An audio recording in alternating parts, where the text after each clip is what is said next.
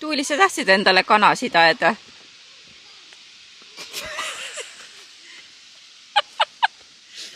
Mina lähen siit. Sellist kana ma ei taha. Jaan, need ponid võivad hammustada. Ja mind ükskord hammustas, ma ei tea, kas see oli üks teine, aga võttis kõhus kinni ja jäid hambajäljed peale. Ma vaatan kui armas. Ta on tõesti nii armas.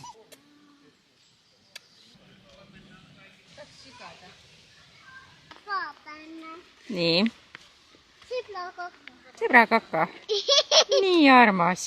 Väiksed papulad. Kus te olete, sõbrad? Vaatate kängurusid. Hästi pikutab. Isa Jaan läheb kaasa.